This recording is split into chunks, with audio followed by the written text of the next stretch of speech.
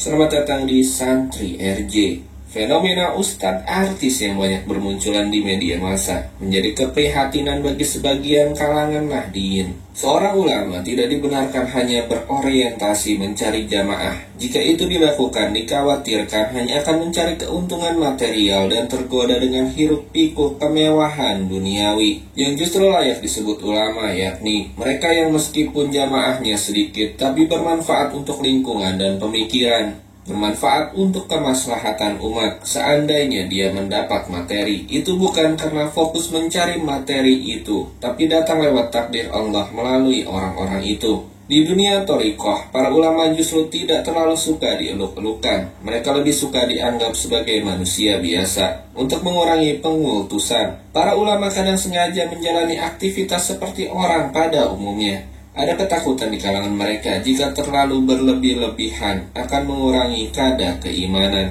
Mengingat di tanah air sedang tren artis memadati program-program religi. Kalau sekedar menjadi entertainer pada rangkaian program religi tersebut, itu wajar. Tapi jika sudah mengambil alih peran dai, maka perlu dikaji. Kata hijrah merupakan bahasa keagamaan yang telah banyak mengalami reduksi makna, yaitu ketika penekanan hijrah lebih pada simbol ketimbang substansi. Ketika lifestyle lebih diutamakan, kesalehan dalam perspektif kolektif lebih penting daripada kesalehan individual maupun tataran epistemologi. Kata hijrah menjadi identik pada berhijab atau pergi ke tanah suci untuk menutupi keglamoran, hedonisme, dan kebejatan moral.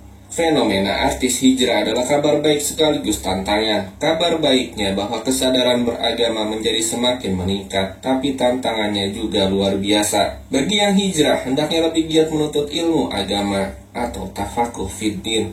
Perlu bersabar untuk berkomentar tentang hal-hal keagamaan. Jangan terperdaya untuk mudah berkomentar karena merasa diri sebagai public figure. Ini sangat membahayakan. Perlu otoritas keagamaan untuk berfatwa maupun berdakwah. Tidak serta-merta orang yang populer dan bisa ngomong langsung bisa bicara agama dengan bebas. Setiap orang harus tahu kapasitasnya, harus otoritatif dan referensional. Jangan sampai ada artis mendadak jadi ustadz, pelawak jadi penceramah atau dai. Dua hal yang sangat kontras, dua panggung yang berbeda. Artis menghibur untuk kenikmatan sensor duniawi, tidak berkaitan dengan iman. Sedangkan dai bertanggung jawab atas keselamatan umat dunia maupun akhirat. Dai berhubungan dengan hal yang paling krusial, maka tidak boleh sembarangan. Pengetahuan yang tidak mumpuni bisa menyesatkan. Dai bisa membawa umat untuk melakukan kerusakan massal hanya dengan membungkus kepentingannya dengan agama. Mereka bisa dengan mudah mengklaim kebenaran absolut serta menafikan semua yang berbeda dengannya.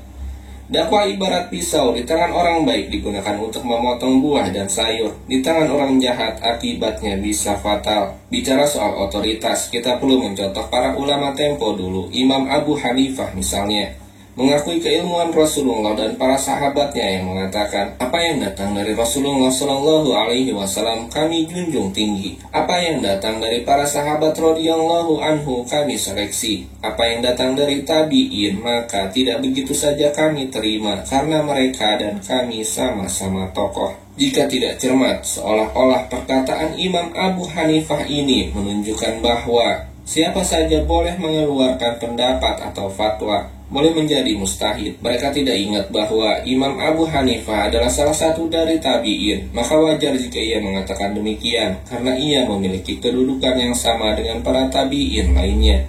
Ia cukup tahu diri, pandai menilai dan menempatkan diri sesuai dengan derajat dan kualifikasinya. Ini berbeda dengan orang-orang yang belum layak beristihad atau berdakwah, lalu berpretensi menjadi mustahid atau da'i. Seseorang yang berhak menyampaikan pendapat adalah mereka yang memenuhi syarat kualifikasi tertentu sebagai mustahid atau mufasir. Ia harus memiliki sanad keilmuan yang jelas. Ibnu Al-Mubarak dalam kitab Al-Majruhin Minal Muhadisin karya Ibnu Hibban mengatakan, yang artinya, sanad adalah bagian dari agama. Kalau tidak ada keharusan untuk menyebutkan sumber-sumber yang otoritatif, maka setiap orang akan mengatakan segala sesuatu semaunya. Lihat Ibnu Hibban Al-Majruhin Minal Muhadisin. Bukan semata-mata tahu bahasa Arab, apalagi sekedar hafal beberapa ayat Al-Quran atau hadis, lantas dapat berpretensi sebagai mustahid, mufasir, atau da'i. Umar bin Al-Khattab radhiyallahu anhu mengakui bahwa ada kalimat-kalimat dalam Al-Quran yang sulit untuk dipahami, sehingga ia sering menanyakannya kepada Ibnu Abbas radhiyallahu anhu yang terkenal otoritatif menafsirkan makna kata-kata dan kalimat tertentu dalam kitab Allah. Kompetensi ilmu agama ini penting bagi seorang dai agar kemuliaan dakwah dan sakralitas agama tetap terjaga. Semoga hijrah semakin getol mencari ilmu agama,